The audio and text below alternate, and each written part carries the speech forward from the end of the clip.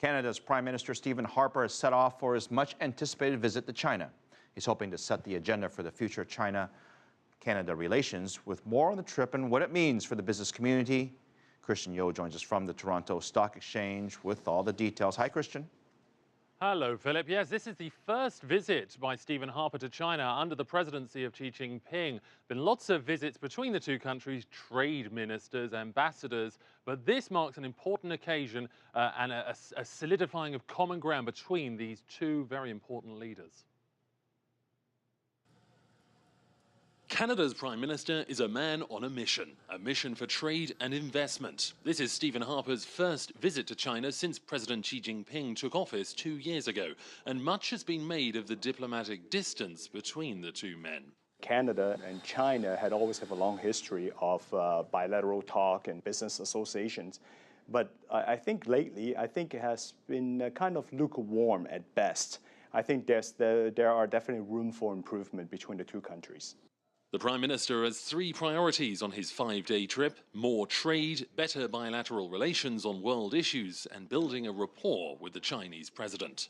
Harper has cut short his appearance at the APEC summit in Beijing to observe Remembrance Day in Canada, an appearance considered unavoidable this year in light of the recent attacks on Canadian soldiers at home. Considering what's at stake, officials say cancelling or postponing the China trip was not an option. The Canadian government, especially Prime Minister Harper, pays great attention to the APEC meeting in Beijing before the meeting. China is Canada's biggest trade partner after the United States. Last year, trade reached more than $73 billion. Whether that rises further will depend on what is achieved this week. The reality is China is becoming a very powerful economic force, and Canada has a lot to offer. And I think it's vice versa. While we can do a lot of business in China, I think the Chinese business world also like to seek opportunities in our country. More trade would be welcomed by Canada's real estate industry. Chinese buyers have helped push up prices in Vancouver, Calgary and Toronto. Commercial land is likely to be the next hot commodity for Chinese investors.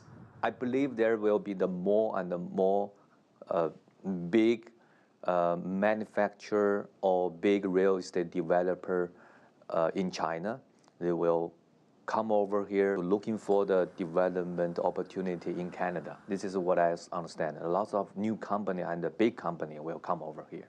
A key announcement expected to come out of this trip is approval of Canada's first renminbi trading hub, a move which could make foreign exchange between the two countries cheaper, faster and more attractive.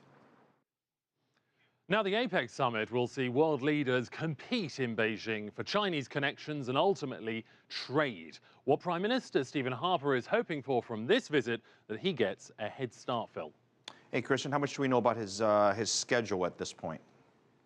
Well, from the Prime Minister's office so far, we know that he will begin the occasion on the 7th. He'll be in Hangzhou in eastern China, of course, home to Alibaba, and that really sets the tone. It's all about tech, clean tech, and big changes in innovation that will affect the agricultural industry, forestry, aerospace, energy and ICT. And they'll also be talking on both sides, because there'll be delegations from both Beijing and from Ottawa, talking about how reforms on each side of the Pacific have really helped to create these economic partnerships. Then after that, they'll move up to Beijing and they'll meet with China's president and premier, and they'll of course attend the Canada-China Business Forum. And as we know, Harper can only attend day one of the APEC World Leaders meeting. He has to return to Canada for Remembrance Day on the 11th, but then he's straight back on a plane again to Australia and New Zealand to drum up trade there. So a very busy time. This is a man on a mission, but he has to come back to Canada for that commemoration service on the 11th.